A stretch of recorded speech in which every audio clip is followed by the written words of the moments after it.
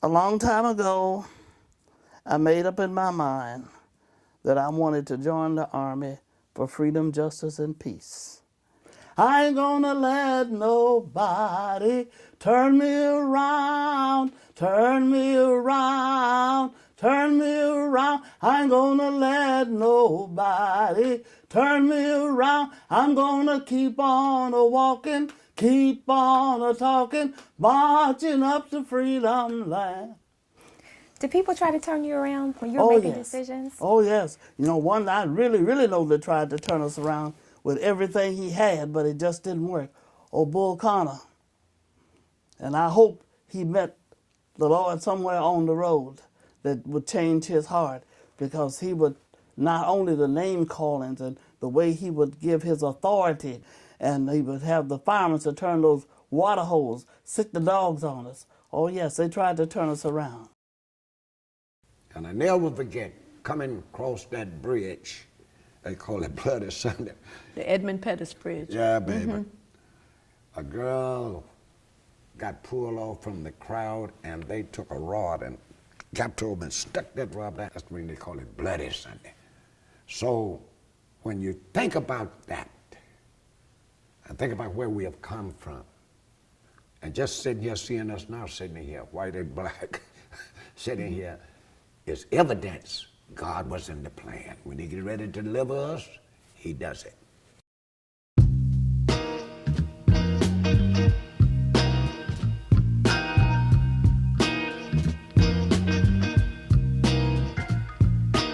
Kentucky's movement was equally as rich and isn't rich, and the Civil Rights Hall of Fame captures that. And we appreciate the work that you all do at the University of Kentucky and your willingness to work with us to try to document some of the life, history, and work of these people.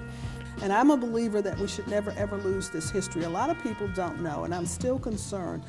It's important that people be able to go back and to look at black and white people in this state who have made some progress, who've made some contribution to social progress. That put the fire in me. And I was willing to go to jail, get killed, because see, where I lived at, it wasn't nothing for you to go down in the woods and see a black man hanging, a little black boy hanging. That wasn't nothing. You could see that down in the woods, and that's where we lived, in the woods. Had a little path. And the white person didn't go to jail for doing nothing to a black person. Nothing. Don't care if you kill him, don't care if you hang him, it's just like you kill a rabbit. I was about 7, I guess, when I said something to my mother about the nigger who worked across the street, and she took me by the back of my shirt and over to the sink and a bar of Lifebuoy soap and washed my mouth out with Lifebuoy soap. For instance, my father and mother sent my sister Beverly and me in successive years to a place called the Highlander Folk School. And Highlander Folk School was a place where it was an interracial camp, so to speak, where I guess we were looking for Nirvana or something, I don't know, but it was wonderful, wonderful.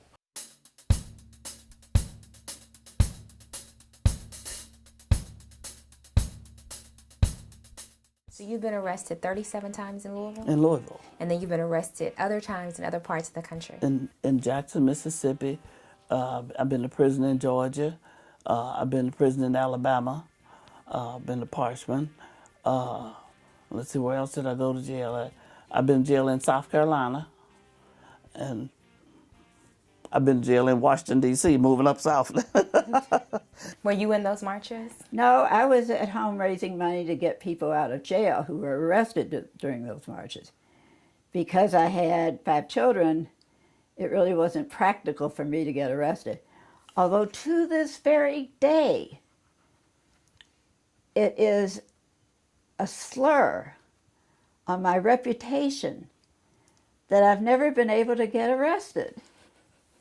I mean, seriously, everybody I know in the movement was arrested. I just missed it. One of the great things that happened was our music. We would always sing. We would always sing in jail. We would sing in jail and would pray and sing, and we'd have bands in jail. We had guys playing the drums, and had trumpets and everything. We made music in jail. It was a time when you could feel the blood rushing through your veins. That's the only way I can describe it. You felt it inside out. You knew it, you lived it, and you thought and you knew you was on the precipice of something important. There's something important and that you had a role in it.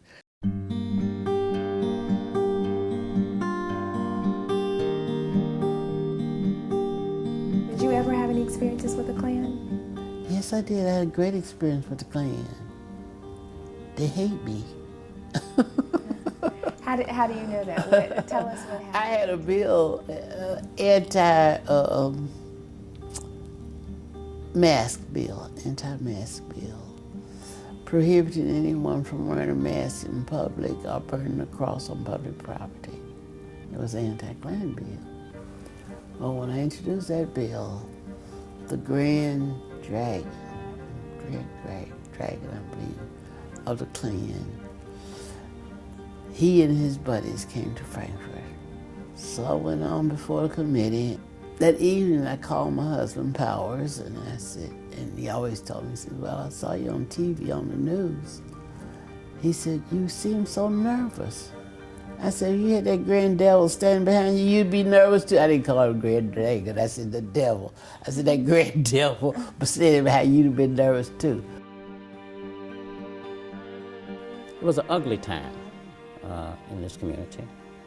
You have to admire the parents and the kids sent those kids on those buses. All you had to do was look. I mean, they had policemen. You had to escort these buses to these schools. You had to have police at these schools. In this work, we always have to remember the people whose shoulders we stand upon, the people who made the sacrifices years and years ago, such that I could sit here today after 44 years of being the CEO of the Urban League.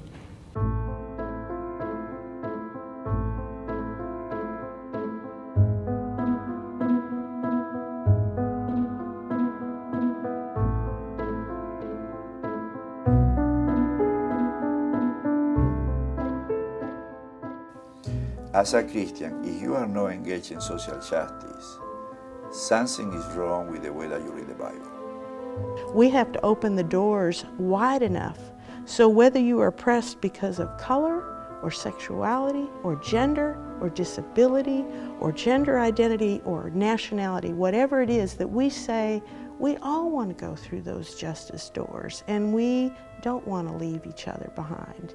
I am proud to be a feminist, and my version of a feminist is a woman who makes her own choices, who believes that all women have a God-given right to the same opportunities that men do. Women elected positions. You had Senator Powers, you had May Street Kidd, you had Lois Mars.